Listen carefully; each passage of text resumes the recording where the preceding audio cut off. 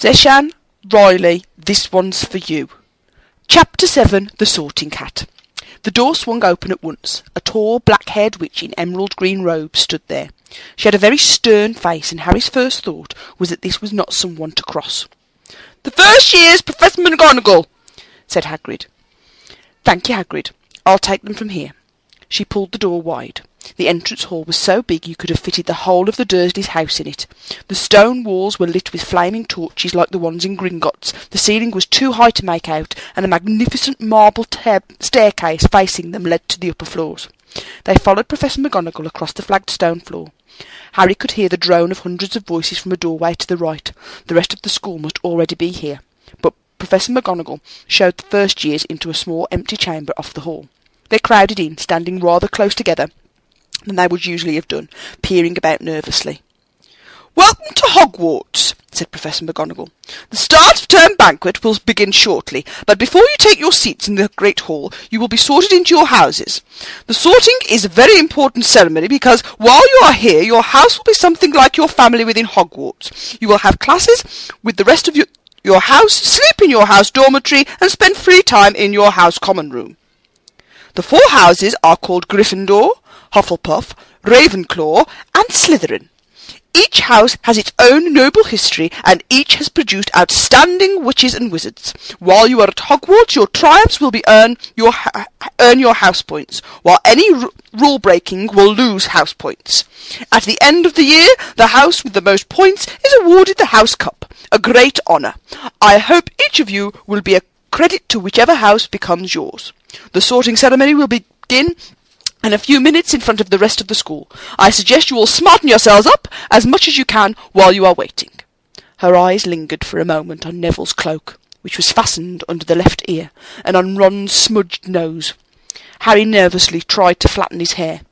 "I shall return when you are all ready," said Professor McGonagall. "Please wait quietly." She left the chamber. Harry swallowed. "How exactly do they sort us into houses?" he asked Ron. "Some sort of test, I think. Fred said it hurts a lot, but I think he was joking." Harry's heart gave a horrible jolt. A test! In front of the whole school! But he didn't know any magic yet. What on earth would he have to do? He hadn't expected something like this the moment they arrived. He looked around anxiously and saw that everyone else looked terrified too. No one was talking much except Hermione Granger, who was whispering very fast all about the spells she'd learnt and wondering which one she'd need. Harry tried hard to listen to her. He'd never been more nervous. Never. Not even when he'd had to take a school report home to the Dursleys saying that he'd somehow turned the teacher's wig blue. He kept his eye fixed on the door. Any second now Professor McGonagall would come back and lead him to his dorm. Then something happened which made him jump about a foot in the air. Several people behind him screamed. "What the?" he gasped. So did the people around him. About 20 ghosts had just streamed through the back wall. Pearly white and slightly transparent, they glided across the room, talking to each other and hardly glancing at the first years. They seemed to be arguing. What looked like a fat little monk was saying, "Forgive and forget. I say we ought to give them a second chance." "My dear Friar, haven't we given Peeves all the chances he deserves? He gives us all a bad name, and you know, he's not really even a ghost. I say, what are all you doing here?" A ghost wearing a ruff and tights had suddenly noticed the first years. Nobody answered. "New students," said the fat friar, smiling around them. "About to be sorted, I suppose?" A few people nodded mutely. "Hope to see you in Hufflepuff," said the friar. "My old house, you know." "Move along now," said a sharp voice. "The sorting ceremony is about to start." Professor McGonagall had returned. One by one the ghosts floated away through the opposite wall. "Now form a line," Professor McGonagall told the first years, "and follow me." Feeling oddly as though his legs had turned to lead, Harry got into line behind a boy with sandy hair, with Ron behind him, and they walked out of the chamber, back across the hall, and through a pair of double doors into the great hall. Harry had never even imagined such a strange and splendid place. It was lit by thousands and thousands of candles which were floating in mid-air over 4 long tables where the rest of the students were sitting. These tables were laid with glittering golden plates and goblets. At the top of the hall was another long table where the teachers were sitting. Professor McGonagall led the first years up here so that they came to a halt in a line facing the other students, with the teachers behind them. The hundreds of other students The hundreds of faces staring at them looked like pale lanterns in the flickering candlelight. Dotted here and there among the students, the ghosts shone misty silver. Mainly to avoid all the staring eyes, Harry looked upwards and saw a velvety black ceiling dotted with stars. He heard Hermione whisper, "It's bewitched to look at the sky outside. I read about it in Hogwarts, a history." It was hard to believe there was a ceiling there at all, and that the great hall didn't simply open onto the heavens. Harry quickly looked down again at Professor McGonagall, silently placed on a four-legged stool in front of the first years. On top of the stool she put a pointed wizard's hat. The hat was patched and frayed and extremely dirty. Aunt Petunia wouldn't have let it in the house. Maybe they had to try and get a rabbit out of it, Harry thought wildly. That seemed the sort of thing, noticing that everyone in the hall was now staring at the hat. He stared at it too. For a few seconds there was complete silence. Then the hat twitched. A rip near the brim opened wide like a mouth, and the hat began to sing. "Oh, you may not think I'm pretty, but don't judge me on what you see. I'll eat myself if you can find a smarter hat than me. You can keep your bowlers black, you top hat sleek and tall, for I'm the Hogwarts sorting hat and I can cap them all. There's nothing hidden in your head the sorting hat can't see. So try me and I will tell you where you ought to be. You might belong in Gryffindor, where dwell the brave at heart. Their daring nerve and chivalry set Gryffindors apart.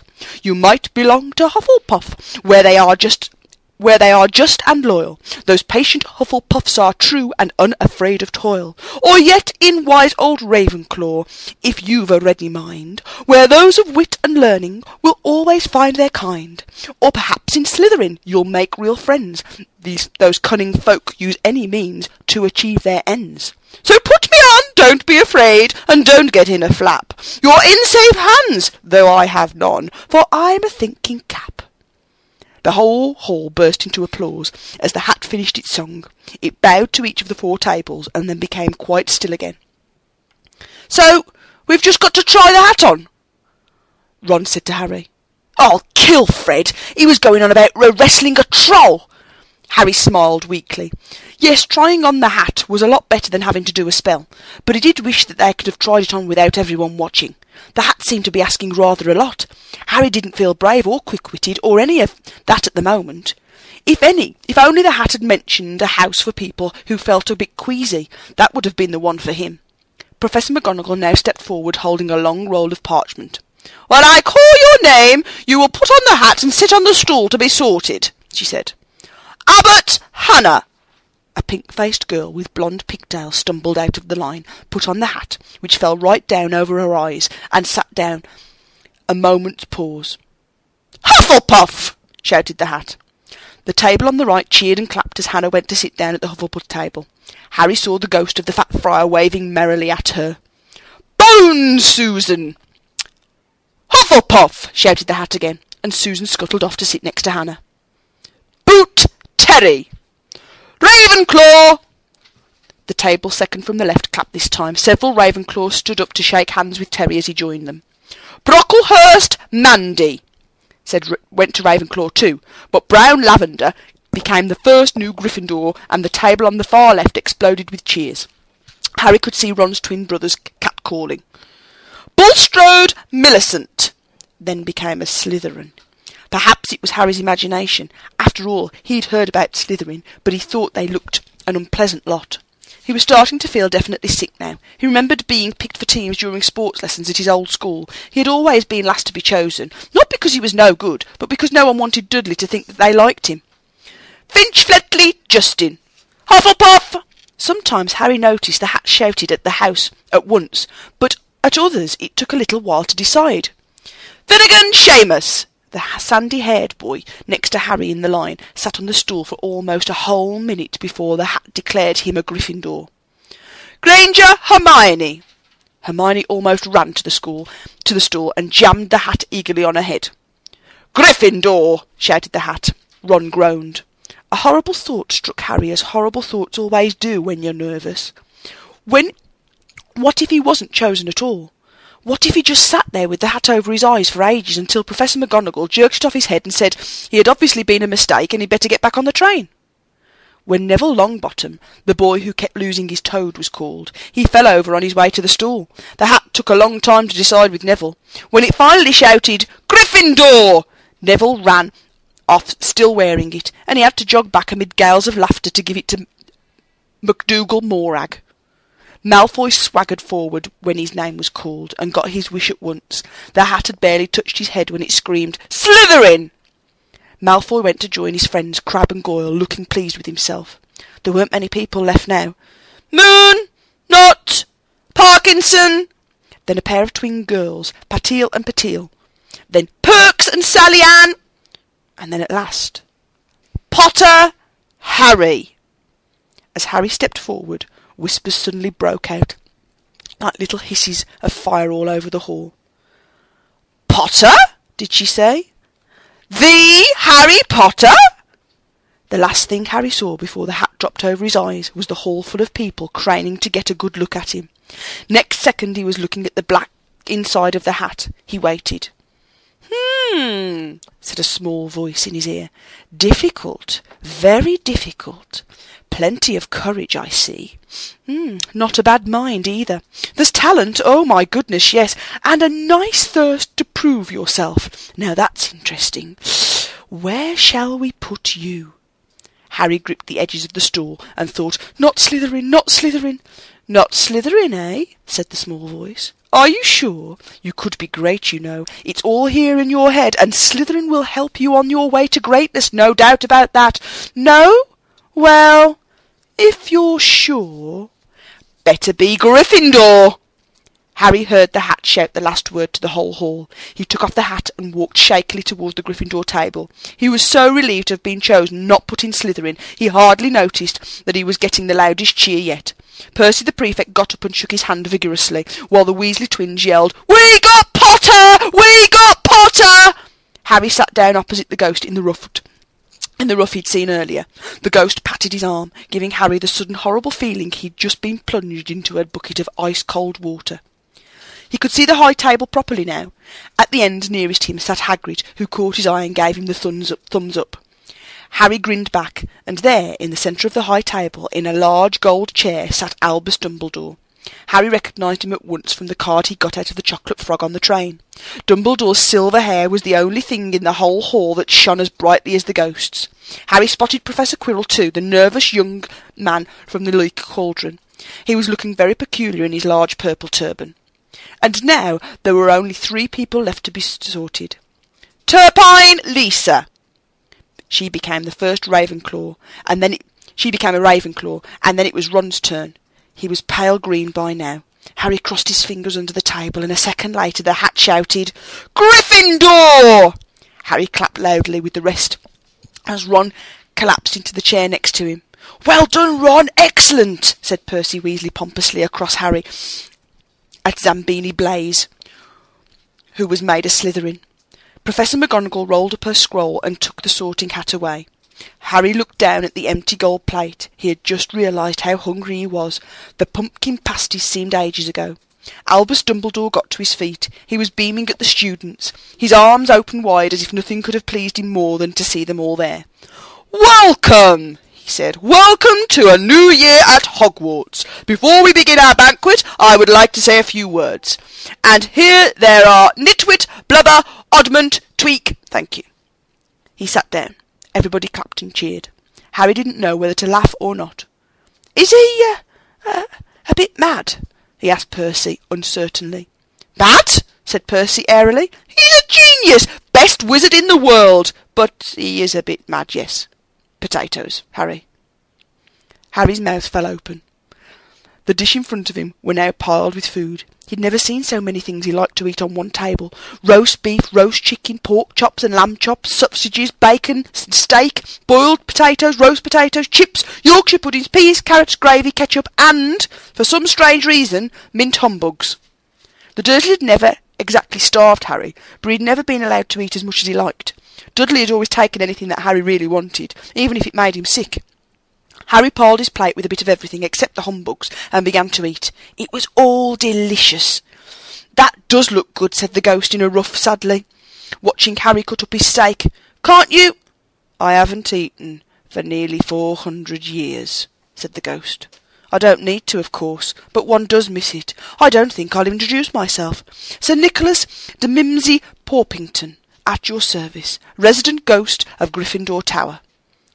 "I know who you are," said Ron suddenly. "My brother's told me about a ghost." Hang on, I've lost my place. Hang on, I'll find it. "My brother's told me about you. You're nearly headless Nick." "I would prefer if you would call me Sir Nicholas de Mimsy," the ghost began stiffly, but sandy-haired Seamus Finnegan interrupted. "Nearly headless?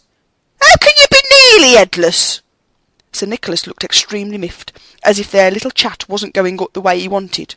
"Like this," he said irritably. He seized his left ear and pulled. His whole head swung off his neck and fell onto his shoulder as if it was on a hinge. Someone had obviously tried to behead him, but not done it properly. Looking pleased at the stunned looks on their faces, nearly headless Nick flipped his head back on to his neck, coughed and said, "So, new Gryffindors, I hope you're going to help us win the house championship this year." "Gryffindor have never gone so long without winning. Slytherin have got up to 6 cups in a row. The bloody Baron's becoming almost unbearable. He's the Slytherin ghost." Harry looked at the Slytherin table and saw a horrible ghost sitting there, with blank staring eyes, a gaunt face and robes stained with silver blood. He was right next to Malfoy, who, Harry was pleased to see, didn't look too pleased with the seating arrangements. "How did he get covered in blood?" asked Seamus with great interest. "I've never asked," said nearly headless Nick delicately. When everyone had eaten as much as they could, the remains of the food faded from the plates, leaving them sparkly clean as before. A moment later the puddings appeared, blocks of ice cream in every flavour you could think of, apple pies, treacle tarts, chocolate eclairs and jam donuts, trifles, strawberries, jelly, rice pudding. As Harry helped himself to a treacle tart, the talk turned to their families. "I'm half and half," said Seamus. "My dad's a muggle. Ma didn't tell him she was a witch till after they were married. Bit of a nasty shock for him." The others laughed. "What about you, Neville?" said Ron. "Well, my gran brought me up and she's a witch," said Neville, "but the family thought I was a muggle for ages. My great-uncle Algy kept trying to catch me off guard and force some magic out of me. He pushed me off the end of Blackpool Pier once. I nearly drowned, but nothing happened until I was 8. Great-Uncle Algy came round for tea and he was hanging me out of an upstairs window by my ankles when my great-auntie Enid offered him a meringue and he accidentally let go. But I bounced, all the way down the garden and into the road. They were all really pleased. Gran was crying, she was so happy. And you should have seen their faces when I got in here. They thought I might not be magic enough to come, you see. Great-Uncle Algy was so pleased he bought me a toad." On Harry's other side, Percy Weasley and Hermione were talking about lessons. "I do hope they start straight away. There's so much to learn. I'm particularly interested in transfiguration. You know, turning something into something else. Of course, it's supposed to be very difficult. You'll be starting small, just matches into needles and that sort of thing." Harry, who was starting to feel warm and sleepy, looked up at the high table again. Hagrid was drinking deeply from his goblet. Professor McGonagall was talking to Professor Dumbledore. Professor Quirrell, in his absurd turban, was talking to a teacher with greasy black hair, a hooked nose and sallow skin. It happened very suddenly. The hook-nosed teacher looked up past Quirrell's turban straight into Harry's eyes, and a sharp, hot pain shot across the scar on Harry's forehead. "Ouch!" Harry clamped a hand onto his head. "What is it?" said Percy. "Oh, nothing." The pain had gone as quickly as it had come. Harder to shake off was the feeling Harry had got from the teacher's look, a feeling that he didn't like Harry at all. "Who's that teacher talking to Professor Quirrell?" he asked Percy. "Oh, you know Quirrell already, do you? No wonder he's looking so nervous. That's Professor Snape. He teaches potions, but he doesn't want to. Everyone knows he's after Quirrell's job. Knows an awful lot about the dark arts, Snape." Harry watched Snape for a while, but Snape didn't look at him again. At last the puddings too disappeared and Professor Dumbledore got to his feet again. The hall fell silent. "Ahem! Just a few more words now we are all fed and watered. I have a few start-of-term notices to give you. First years should note the forest in the grounds is forbidden to all pupils, and a few of our older students would do well to remember that as well." Dumbledore's twinkling eyes flashed in the direction of the Weasley twins. "I have also been asked by Mr. Filch, the caretaker, to remind you all that no magic should be used between classes in the corridors." Quidditch trials will be held in the second week of term. Anyone interested in playing for their house should contact Madame Hooch. And finally, I must tell you that this year the third floor corridor on the right-hand side is out of bounds to everyone who does not wish to die a very painful death. Harry laughed, but he was one of the few who did. He's not serious, he muttered to Percy. Must be, said Percy, frowning at Dumbledore. It's odd, because he usually gives us a reason why we're not allowed to go somewhere. The forest's full of dangerous beasts, everyone knows that. I do think he might have told us prefects at least. And now, before we go to bed, let us sing the school song, cried Dumbledore. Harry noticed that the other teachers' smiles had become rather fixed. Dumbledore gave his wand a little flick as if he was trying to get a fly off the end, and a long golden ribbon flew out of it, which rose high above the tables and twisted itself snake-like into the words. Everyone pick their favourite tune, said Dumbledore, and off we go. And the school bellowed, Hogwarts, Hogwarts, Hoggy, Hoggy, Hogwarts, teach us something, please. Whether we be old and bald or young with scabby knees, our heads could do with filling with some interesting stuff. For now they're bare and full of air, dead flies and bits of fluff. So teach us things worth knowing, bring back what we've forgot. Just do your best, we'll do the rest, and learn until our brains all rot. Everybody finished the song at different times. At last, only the Weasley twins were left singing along to a very slow funeral march. Dumbledore conducted their last few lines with his wand, and when they had finished, he was the one who clapped the loudest. Ah, music, he said, wiping his eyes, a magic beyond all we do here. And now, bedtime. Off you trot. The Gryffindor first-years followed Percy through the chattering crowds of the great hall and up the marble staircase. Harry's legs were like lead again, but only because he was so tired and full of food. He was too sleepy even to be surprised that the people in the portrait along the corridors whispered and pointed as they passed, or that twice Percy led them through the doorways, hidden behind sliding panels and hanging tapestries. They climbed more staircases, yawning and dragging their feet, and Harry was just wondering how much further they had to go when they came to a sudden halt. A bundle of walking sticks were floating in mid-air ahead of them, and as Percy took a step towards them, they started throwing themselves at him. Peeves! Percy whispered to the first year. A poltergeist! He raised his voice. Peeves! Show yourself! A loud, rude sound, like the air being let out of a balloon, answered. Do you want me to go to the bloody Baron? There was a pop, and a little man with wicked dark eyes and a wide mouth appeared, floating cross-legged in the air, clutching the walking sticks. Ooh, he said, with an evil cackle. Ickle thirsties! What fun! He swooped suddenly at them. They all ducked. Go away, Peeves, or the Baron will hear about this. I mean it, barked Percy. Peeves stuck out his tongue and vanished, dropping the walking sticks on Neville's head. They heard him zooming away, rattling coats of armour as he passed. You want to watch out for Peeves, said Percy as they set off again. The bloody Baron's the only one who can control him. He won't even listen to us prefects. Here we are. At the end of the corridor hung a portrait of a very fat woman in a pink silk dress. Password! She said. Captus Draconis, said Percy, and the portrait swung forward to reveal a round hole in the wall. They all scrambled through it. Neville needed a leg up, and found himself in the Gryffindor common room, a cosy round room full of squashy armchairs. Percy directed the girls through one door to the dormitory, and the boys through another. At the top of the spiral staircase, they were obviously in one of the towers. They had found their beds at last. 5 four-posters hung with deep red velvet curtains. Their trunks had already been brought up. Too tired to talk much, they pulled on their pyjamas and fell into bed. Great food, isn't it? Ron muttered to Harry through the hangings. Get off, Scabbers! He's chewing my sheets! Harry was going to ask Ron if he'd had any of the treacle tart, but he fell asleep almost at once. Perhaps Harry had eaten a bit too much, because he had a very strange dream. He was wearing Professor Quirrell's turban, which kept talking to him, telling him he must transfer to Slytherin at once, because it was his destiny.